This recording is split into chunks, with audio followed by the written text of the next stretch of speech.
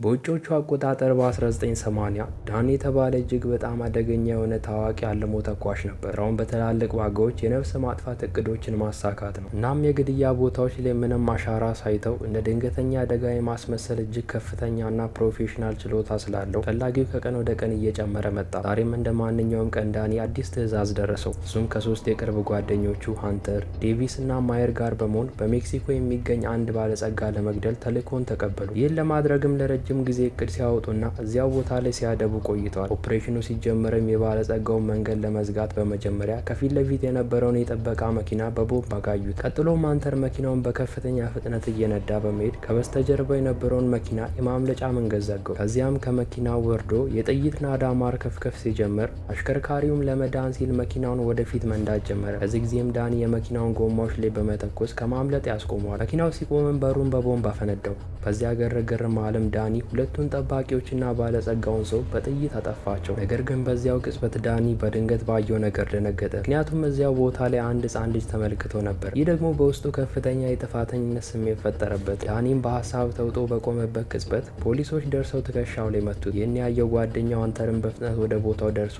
ዳኒን እየጎተተ አተረፈው። እንደ ዕድል ሆኖም ዴቪስ በመኪናው በሰዓቱ ስለደረሰ በሰላም ማምለጥ ቻሉ። ይሁን እንጂ ተልእኮ በትንሽ መንተባተብም ቢሆን ተሳክቷል። ከዚህ ክስተት በኋላም ዳኒ ከስራ እጁን ታጥቦ ሙሉ በሙሉ ለመውጣት ወሰነ። በውስጡም ያለው የጥፋተኝነት ስሜት እየጨመረ በመምጣቱ ይህን ስራ ለማቆም ወሰነ።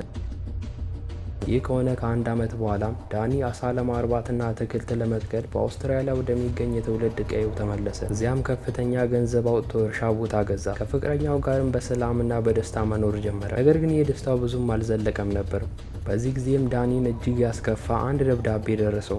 በደብዳቤው ውስጥም ጓደኛው ሃንተር ታስሮ የሚገኝ ፎቶ ነበር። አሁን ሲታይም ሙሉ በሙሉ ሰውነቱ የዛልና ያለቀለት ይመስላል። በዚህ ሰዓትም የዳኒ አእምሮ በጭንቀት ተወጠረ። ቢሆንም ግን በመጨረሻ ጓደኛውን ለማዳን ለመሄድ ወሰነ። ወዲያውም በደብዳቤው ላይ ያለውን አድራሻ ተከትሎ ወደ ኦማን አመራ። እዚያም ወደ ታጋቾች መደበቂያ ቦታ የሚወስደውን አሰን የተባለ አንድ ወኪል ይገናኛል። በቦታው ሲደርስም ኤኤምአር የተባለ የነዳጅ ነጋዴ ባለሀብት ይገናኘዋል። ነገሩም እንዲህ ነው። የምዕራባውያን ኃይሎች የነዳጅ ሀብቱን ሙሉ በሙሉ ለመቀማት ሲሉ በኤኤምአር ግዛት ላይ ጦርነት አስነስተው ነበር። በዚህም ምክንያት 3 ወንዶች ልጆችን በሴራ ሲገድሉበት፣ እሱ ግን በታናሽ ልጁ አማካኝነት በተአምር ተርፎ በተለያዩ ቦታዎች ላይ ሲሰደድ ቆይቷል። ከብዙ ዓመታት ሚስጥራዊ ምርመራ በኋላም በመጨረሻ ገዳዮቹን ማግኘት ቻለ። ነገር ግን እነዚህን 3 ገዳዮች የቀድሞ የልዩ ኃይል ወታደሮች በመሆናቸው ከአቅሙ በላይ ሆኑበት። ስለዚህም ኤኤምአር በቀሉን ለመወጣት $6 ሚሊዮን አቅርቦ ነፍሰ ገዳይ ቀጠረ።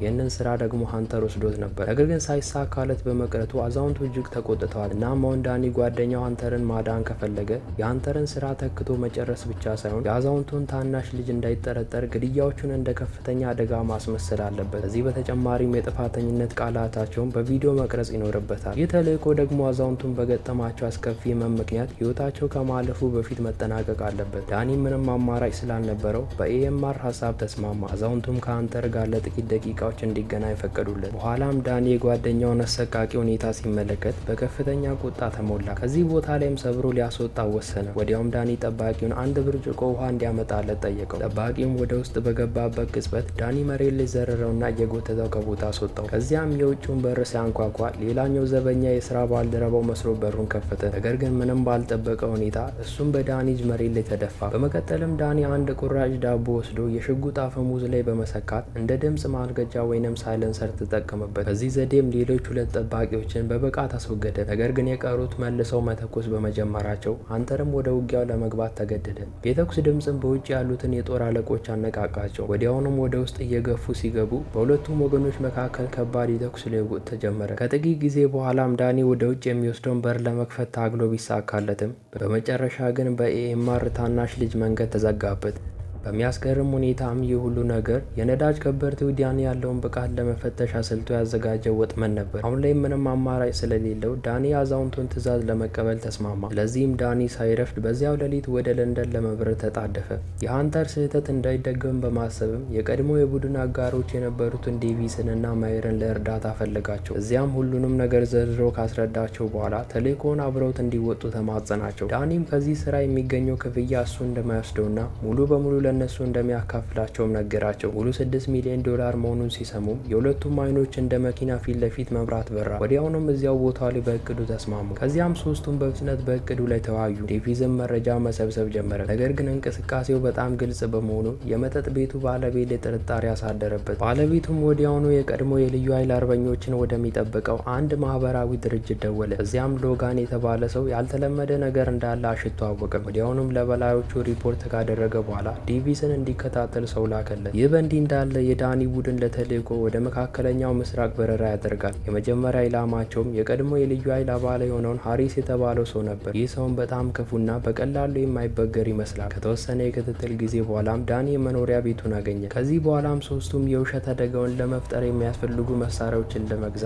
አንዳንድ የአካባቢውን ሰዎች ይገናኛሉ። በመቀጠልም ዳኒ ሳይታወቅ ወደ ቤቱ ሰብሮ በመግባት በባኞ ቤት ውስጥ ያሉትን ሴራሚኮች ፈነቃቅላቸው። በነጋታውም ዳኒ የፈነቀላቸውን ሴራሚኮች ወደ ሜር ይዞ መጣ። እቅዳቸውም ግድያው ልክ ሰውየው በረንዳ ላይ ተንሸራቶ ጭንቅላቱ መሬት ላይ እንደተመታና ሴራሚኮቹም እንደተሰባበሩ ድንገተኛ አደጋ ለማስመሰል ነበር። ስለዚህም ጭንቅላቱን ለመምታት ሴራሚኮቹን መዶሻ ላይ አሳሰሩ። በጥበቃ ላይ የነበረው የሎጋን ረዳት ግን በዚህ ሰዓት እነሱን እየተከታተለ ስለነበረ የሶስቱንም ፎቶግራፍ ማንሳት ቻለ። ዳኒ ግን በነፍሰ ገዳይ ደመ ነፍሱ አንድ ሰው እየተከተላቸው መሆኑን አውቆ ነበር። በመሆኑም በፍጥነት መኪናቸውን እየነዱ አሳደዱ። የሎጋን ረዳትም ለተወሰነ ርቀት ከሮጠ በኋላ ለመደበቅ ወደ አንድ ጉድጓድ ውስጥ ዘሎ ይገባል። ነገር ግን የእሱ መጥፎ እድል ሆኖ ዳኒም አስቀድሞ በተቆፈረው መተላለፊያ በኩል ተከትሎት መጣ። ሌላ አማራጭ ያጣው የሎጋን ሰውም የንብ ቀፎ በመስበር ንቦቹ እንዲበታተኑ አደረገ። በዚህ ግርግርም ተጠቅሞ አመለጠ።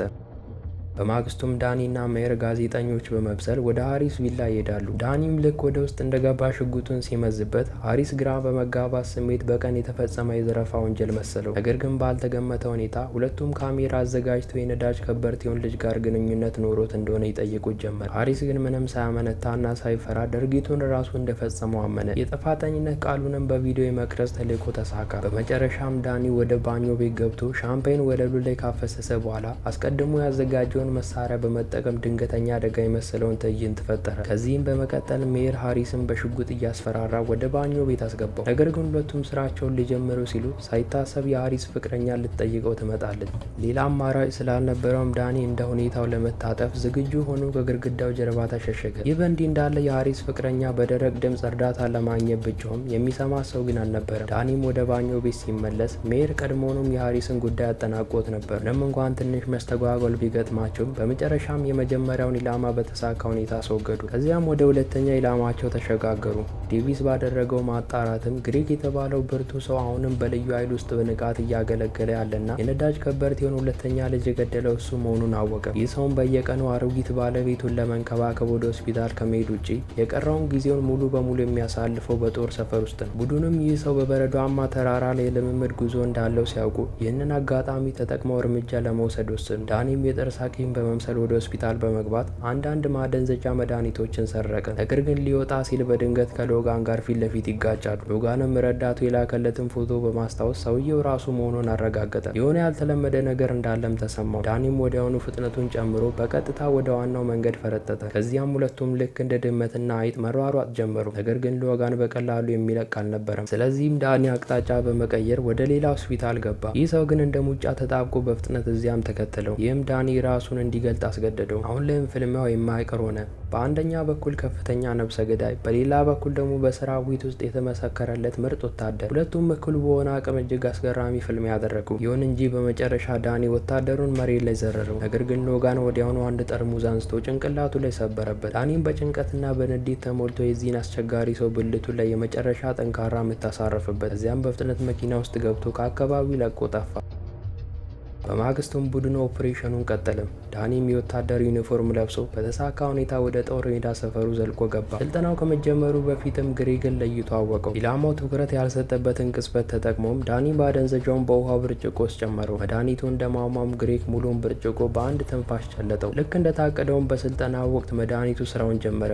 ግሬግም ዝሎ ሲወድቅ ዳኒ ወደሱ ተጠግቶ የአዛውንቱን ሁለተኛ ልጅ እንዴት እንዳጠፋ ይጠይቀው ጀመር። ዴቪስ ግን በድብቅ በቪዲዮ ይቀዳው ነበር። በዚያ አስከፊ የአየር የአየር ንብረት መሀልም ግሬግ ወደማይመለስበት ዓለም ተሸኘ። በዚህም ሁለተኛው ኢላማ በጣም በቀላሉ ተሳካ። ነገር ግን ሎጋን በቴሌቪዥን ላይ የግሬግን በአስከፊ የአየር ንብረት ምክንያት ህይወቱን ማለፍ ሲመለከት ይህ በእርግጠኝነት የዳኒ እጅ እንዳለበት ጠንቅቆ አወቀ። ይህ በእንዲህ እንዳለ ሁለተኛው ስራ ካጠናቀቁ በኋላ የዳኒ ቡድን ሲሞን ለተባለው የመጨረሻው ኢላማ እቅድ ማውጣት ጀመሩ። የነዳጅ ከበርቴውን ሶስተኛ ልጅ የገደለው ይህ ሰው ምናልባትም ከሁሉም በላይ የበለጠ ከባድና የማይበገር ሊሆን ይችላል። ምክንያቱም እሱ የሎጋን የቅርብ ጓደኛ ነው። ይህ ሰውን በጣም ግልፍተኛ ከመሆኑ የተነሳ አንድ ሰው መኪናውን ሲቧጭርበት አይቶ ምንም ሳይናገር ብቻውን 4 እና 5 ጎረምሶችን ቀጥቅጦ ያሳረፈ አደገኛ ሰው ነው። አሁን ላይም ዳኒና የቡድን አጋሮቹ እሱን ለማጥመድ አዲስ የጦር እቅድ ነደፉ። ዳኒም ባደረገው ማጣራት ይህ ሲሞን የተባለ ሰው ለረጅም ጊዜ ስራ ፈቶ እንደነበረ ደረሰበት። ስለዚህም ራሱን የአንድ የትራንስፖርት ድርጅት ዳይሬክተር አስመስሎ በመቅረብ ሲሞንን ለስራ ቃለ መጠይቅ ጋበዘው። በዚያ ዕለትም እኩለ ሌሊት ላይ ቡድኑ በድብቅ ወደ ትራንስፖርት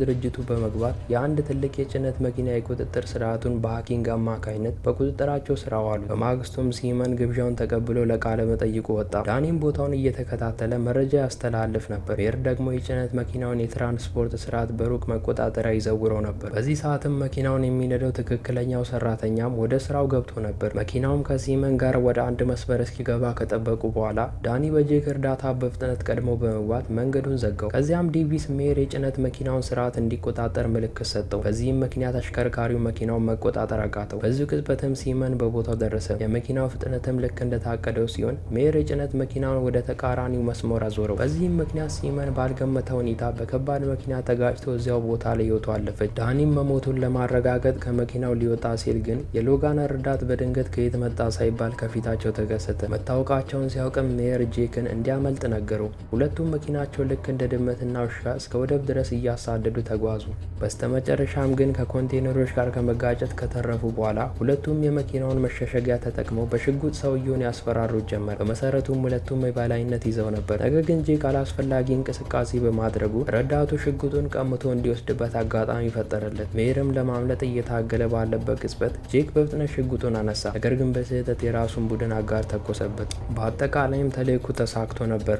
ነገር ግን ይህ የሆነው በሜር መስዋዕትነት በመሆኑ ዳኒ በከፍተኛ ንዴት ተሞላ። ነገር ግን ይህ ምንም ዋጋ የለውም። የተደፋ ውሃ መልሶ አይታፈስም። ዳኒም ጓደኛው ዴቪስን ለጊዜው የሚደበቅበትን ቦታ እንዲፈልግ ነገረው። እሱ ግን አንተርን ለማዳን ወደ ከበርቴው ለመሄድ ተነሳ። ዴቪስ ግን ለጥቂት ቀናት ብቻ ከተደበቀ በኋላ መረጋጋት አቃተው። ስለዚህም ስሜቱን ለማዝናናት ወደ አንድ የምሽት ክለብ አመራ። ነገር ግን የሆቴሉ ባለቤት ራሱ ለሎጋን መረጃ የሚሰጥ ሰው መሆኑን አልጠረጠረም ነበር። በመሆኑም ሎጋን ሰዎቹን ልኮ ዴቪስን አስጠመደው። ነገር ግን መኪና ውስጥ ሊጭኑ ሲሉ በፈጠሩት መዘናጋት ተጠቅመው ዴቪስ መልሶ በማጥቃት ለማምለጥ ቻለ። ዴቪስም እርዳታ ለማግኘት በፍጥነት ወደ ዋናው መንገድ ፈረጠጠ። ነገር ግን ባልታሰበው ሁኔታ ከየት መጣ ያልተባለ መኪና ገጭቶት እዚያው ህይወቱ አለፈች። የጓደኞቹ ተከታትሎ መሞትም ዳኒን ከጥፋተኝነት ስሜት በላይ እጅግ አሳዘነው። በመጨረሻም ከሎጋን ጋር ተገናኝቶ እርቅ ለመፍጠር ወሰነ። ከእንግዲህም ጦርነት አልፈለገም። በሁለቱ ወገኖች ያሉ ጓደኞቻቸውም ሁሉም ነገር መስዋዕት አድርገዋል። ለዚህም ይህ ጉዳይ እዚህ ጋር ማክተም ነበረበት። ከዚህ በኋላም ዳኒ ወደ ኦማን ተመልሶ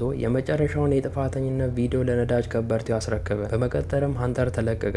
ከዚያም ሁለቱም ከዚህ ስራ እጃቸውን ታጥበው ለመውጣት ተስማሙ። ዳኒም ከፍቅረኛው ከአን ጋር ለመገናኘት ወደ ኦስትሪያ ተመለሰ። ነገር ግን ሁሉም ነገር ያበቃ ቢመስልም ዳኒ ድጋሚ ከወኪሉ ከናሰን ስልክ ደረሰው። ናሰንም በከበርቴው ልጅ ግድያ ላይ የተሳተፈ ሌላ አንድ ተጨማሪ ሰው እንዳለም ነገረው። የአዛውንቱን ትልቁን ልጅ የገደለውን ሀሪስንም ያስታውሷል። በትክክልም ከአዛውንቱ ልጅ ግድያ ጀርባ ከሀሪስ ጋር የሰራ ሌላ ሰው ነበር። ይህንንም ሲሰማ ግን ዳኒ ምንም ፍላጎት አላሳየም። ምክንያቱም መጀመሪያ የተስማሙ ለ3 ሰው ብቻ ነበርና አሁን ደግሞ ሌላ ሰው ተጨምሮበታል። ነገር ግን ወኪሉ ተልዕኮውን እንዲቀጥል አስገደደው። ካልሆነ ግን የፍቅረኛው ህይወት እንደሚያጠፉም ዛቱበት። ዳኒም ምንም አማራጭ ስላልነበረው እንደገና ለመስማማት ተገደደ። ወደ ላይኛው ፎቅ ወጥቶም ፍቅረኛው ጋር ሲሄድ ሆን ተብሎ የተቀመጠ የጥይት ቀላ አገኘ። ይህ ማለትም ክትትል እየተደረገባቸው መሆኑ ግልጽ ነበር። ዳኒም ምንም ማድረግ ስለማይችል ሀንተር ጥበቃ እንዲያደርግላት አንን ወደ ፓሪስ ወሰዳት። ከዚያ በኋላም ዳኒ ማብራሪያ ለመጠየቅ በቀጥታ ወደ ነዳጅ ከበርቴው ታናሽ ልጅ ጋር አመራ። ከሱ ጋር ከመገናኘታቸው በፊትም በአካባቢው የነበሩትን ጠባቂዎች በመቀጥቀጥ ሰውነቱን አሟሟቀ። ልጁም ዳኒን ሲመለከተው ግን በጣም የተረጋጋና በራሱ የሚተማመን ይመስል ነበር። ቀጥለውም ንግግሩን ሲጀምር ሀሪስ በእውነቱ ንጹህ ሰው እንደነበርና ዳኒ ሊፈልገው የሚገባው ሰው ይህንን መጽሐፍ ያሳተመው አካል እንደሆነ ገልጾለት አንድ መጽሐፍ አሳየው። ለዚህም ዳኒ መረጃ ለመፈለግ ወደ ወኪሉ ሀሰን ዘንድ ሄደ። በዚህ ሰዓት ግን ሎጋን ሳይታወቅ ፎቅ ላይ ተደብቆ ነበር። የተለዋወጡትን መረጃ ከሰማ በኋላም ሎጋን በፍጥነት ሰዎችን ሰብስቦ ግድያ ወደሚፈጸምበት ቦታ አመራ። ያቀዱትም የዳኒን እቅድ ራሱ ተጠቅመው ዳኒን በሕይወት ለመያዝ ነበር። በዚህ ጊዜም ፖሊሶች አካባቢውን ከበውት ነበር። ጥቁር የራስ ሄልሜት የለበሰ አንድ ሰውም ልክ እንደ ዝብ በነፃነት ወደ ውስጥ ዘለቀ። በበሩ መቆለፊያ ላይም የተጠመደው ቦምብ ሲፈነዳም ሰውየው እዚያ ቦታ ላይ ወደማይመለስበት ዓለም ተሸኘ።